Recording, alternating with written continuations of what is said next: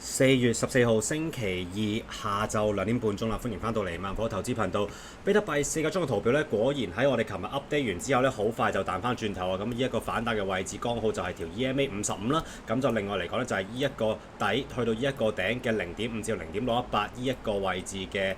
關鍵嘅支撐位置嚟嘅。咁見到個價格隨後真係反彈啦，咁亦都係衝破埋近期嘅頂部，兼且去埋舊底呢一個嘅頂部啦，大概74,400蚊左右嘅位置啦。現時嚟講咧，4個鐘嘅圖表咧仍然有繼續向上升嘅空間嘅。畢竟個動能指標仍然係升緊，波幅率指標仍然係升緊，兩者都仲係未見到咧回落嘅跡象啊！即係話咧繼續向上望嘅 target 咧係會掂到嘅，應該咁就係76,000蚊啦。咁另外嚟講咧就會係望到上去79,000蚊嘅位置啦。短期如果見到有回落嘅話咧，可以留意翻舊底 break out 嘅頂部，大概係以一個73,800蚊作為第一個入市嘅機會啦。如果短期繼續向上望嘅話，回深少少嘅話咧，可以留意上緊嚟嘅 EMA9，或者係成個呢個短期升勢嘅回調線中路嘅位置72,700嘅位置啊，同時間都係上緊嚟嘅 EMA21黃色線嘅 level 啦。目前嚟講咧係繼續咁樣向上望嘅。好啦，日線圖啦，琴日都講到咧有些許嘅 toppy 嘅喺個動能指標嚟講，但係嚟講嘅話咧，現時咧都仲係見到咧雖則係交叉咗向下啦，但係嚟講咧仲係保持緊兩條線向上升嘅情況嘅。見到個價格嚟講嘅話咧，喺琴日呢一個位置彈翻轉頭，啲 EMA 線開始向翻上交叉，向翻上走啦，係一個好嘅機會啦。波幅率指標亦都係繼續咁樣上升緊嘅，日線圖繼續向緊上望嘅 target 將會好容易會掂到舊底呢一個3月份嘅頂部啦，咁就係呢一個嘅76,000蚊啦。另外嚟講咧，成個跌勢嘅回調線中路嘅位置79,000蚊，同埋落緊嚟嘅 EMA200大概83,000嘅位置咧，都係嚟緊日線圖繼續向上望嘅目標價格啊！要調翻頭判定呢一個嘅比特幣日線圖回落嘅話咧，至少都要見到近期嘅底部70,461蚊，同時間都係收低翻晒所有嘅平均線，企穩喺下邊嘅話咧，將會係重新判定個跌勢啦。不過目前嚟講咧，似乎仲會繼續向上升嘅。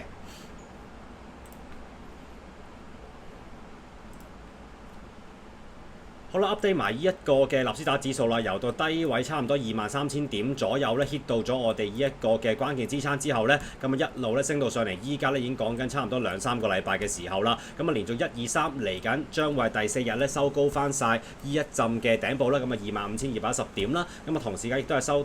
高緊晒所有嘅平均線嘅動能指標升緊，波幅率指標升緊，仍然都仲係望緊向上升嘅態勢啊。target 將會舊底嘅 all time high 大概26,400點啦。甚至乎係創新高嘅。如果短期見回落嘅話咧，可以留意翻舊底一個 break out 嘅頂部25,210點作為第一個關注嘅短期支撐啦。回深少少嘅話咧，可以留意翻呢3條嘅 EMA 線，呢四中間嗰條 EMA 55大概24,820點咧，將係第二個嘅短期回落嘅目標價格啦。回深少少嘅話咧，可能會試翻落去條 EMA 200大概24,300點啦。一旦失守翻晒所有嘅平均線嘅話咧，當然係會重新向下望啦。我現時嚟講咧，我自己會留意咧未必去到咁低嘅，可能係3條平均線呢啲位置啦，失守翻晒3條平均線嘅話咧，已經會判定翻個趨勢咧向翻下跌啦。目前嚟講，只要個價格繼續堅守所有平均線，將會係持續向上望嘅。好啦 ，update 下一啲近期回升翻好多嘅美股啊，有一段時間冇同大家 update 啦。首先嚟講就係隻 Meta 啊。首先嚟講，我哋睇一睇呢一個嘅日線圖先。舊底咧，我哋咧 mark 落咗好幾個嘅一啲嘅關鍵支撐啦。分別由最高嘅呢一個啦，呢一度啦，去到呢一度嚟講嘅話咧，1、2、3、4連續5個嚟講咧，已經 hit 到咗1、2、3、4 4個啦。去到最低差唔多去到540蚊左右啦，係見到有反彈，亦都咧喺近期呢個升勢嚟講咧，重新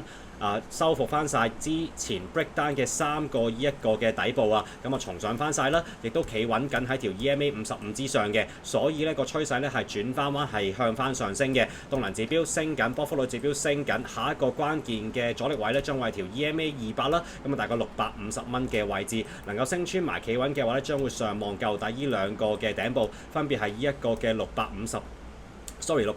蚊啦。另外嚟講，呢一個頂部744蚊咧，都會係嚟緊繼續向上望嘅目標嘅價格嚟嘅。不過值得大家去提前去留意一下呢個 Meta 嘅日線圖啦。現時嚟講呢個動能指標已經去到相當高嘅位置啦。咁一旦喺呢一個 EMA200 大概650蚊齊頭嘅心理關卡一旦被拒絕嘅話呢，好可能係見到下一個大型嘅 lower high 啦，有機會再度回落嘅。要判定翻個跌勢嘅話呢，我自己覺得最快都要見到條 EMA55大概624蚊啦，收翻低條綠色線嘅話呢，將會係第一步向翻下望嘅。比較上保守少少嘅話，可以留意翻晒所有嘅平均線。現時嚟講最低嗰條嘅 EMA9同埋 EMA21大概604蚊啦，失守晒所有平均線，企翻穩嘅話呢，當然係會回復翻向下望嘅判定啦。希望能夠盡快重上條 EMA200，企穩嘅話呢，將會持續向上望嘅。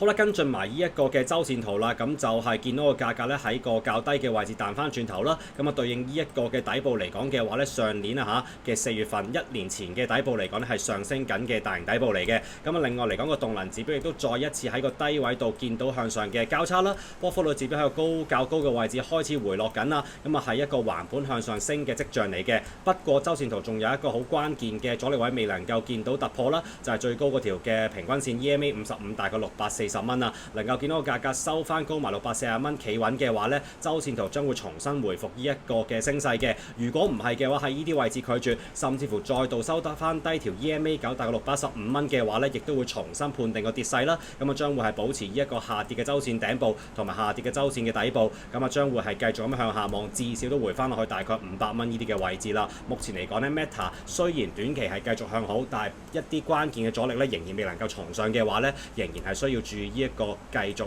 周線圖向下跌嘅風險嘅。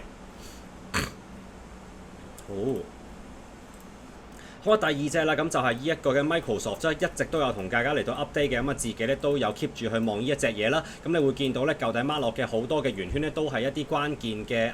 嘅支撐位置嚟嘅。望佢見到呢啲位置可能係跌停，然後彈翻轉頭啦。目前嚟講咧 hit 到去差唔多最後一個啦。350蚊嘅位置，同時間咧都係舊底一個大型嘅底部啦，同埋呢一浸嘅頂部嚟嘅。呢個位置終於都真係見到有承托啦，而個價格咧終於重上翻條 EMA21啦。希望能夠持續堅守條 EMA21啦，同埋舊底 breakdown 嘅底部大概381蚊嘅話，將會繼續向上望啦。似乎個動能指標同埋個波幅率指標咧，都仲係指出緊向上升嘅空間嘅，仍然都仲係升緊上去啦。target 將會係條 EMA55第一關就係400蚊呢一個嘅大型關卡啦，跟手就係呢一個嘅頂部大概413蚊啦，然後就會係條 EMA200大概444蚊嘅位置啦，係要堅守呢一個位置咧，先至可以繼續向上望。一旦收翻低條 EMA9大概375蚊嘅話，將會重新向下跌，試翻350蚊至少啦。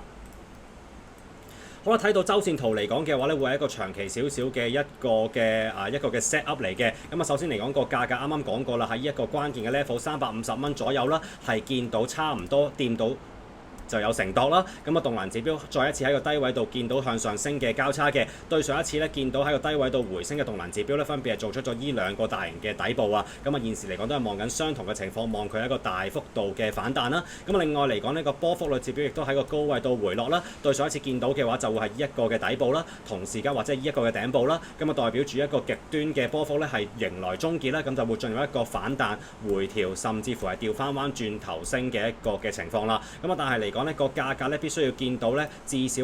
Microsoft 周線圖能夠收翻高條 EMA9、EMA200大概390蚊齊頭，先至好再一次判定周線圖嘅升勢，然後上試呢一個短期嘅頂部413蚊，又或者更加高嘅位置啦。如果遲遲都未能夠喺周線圖升翻穿條 EMA9、EMA200嘅話咧，都會係一直判定緊個跌勢持續嘅，值得大家去留意。至少呢一個位置385蚊升穿企穩咧，先至可以判定翻個長期升勢啦。值得大家去望一望嘅，會一直為大家嚟到 update 啦。好啦，仲有兩隻啦，準備咗嘅呢一個嘅 Oracle 啦。首先嚟講，我哋睇一睇個日線圖先，值得大家去留意嘅。就係一個大型嘅底部，大概135蚊咧，連續1啦、2啦、3啦，第4次咧係冇逼單啦，叫做係彈翻轉頭。目前嚟講個價格咧係收翻高條 EMA21啦，同埋近期嘅頂部大概151蚊咧係企穩收高過啦。動能指標亦都係 support 住呢一個嘅升勢嘅，係一個向緊上升嘅交叉啦，而且咧係一個由下跌轉為向上升嘅底背離啦，波幅率指標喺個低位度上升緊啦，日線圖望緊向上爆發嘅態勢嘅 target 將會好容易掂到條 EMA 55大概157蚊啦，之後企穩咗嘅話咧就會望到去呢一個嘅頂部171蚊啦，同時間係呢一個跌勢嘅回調線中路嘅位置，甚至乎條 EMA 188蚊同埋舊低大型頂部208蚊咧，都係有機會喺今次嚟到去掂到嘅。不過目前嚟講咧，短期必須要見到個價格堅守條 EMA 21、EMA 9啦，大概147蚊嘅位置啦，先至好繼續個升勢嘅。一旦收低翻晒所有平均線嘅話咧，將會再度咁樣回落，甚至乎咧好 likely 咧會 break down 到135蚊，再創新低啦。好啊，周線圖咧，亦都係望緊一個可觀嘅反彈嘅，同呢一個 Microsoft 嘅情況差不多啦，係值得大家去留意一下，係咪一個大型嘅底部，值得你去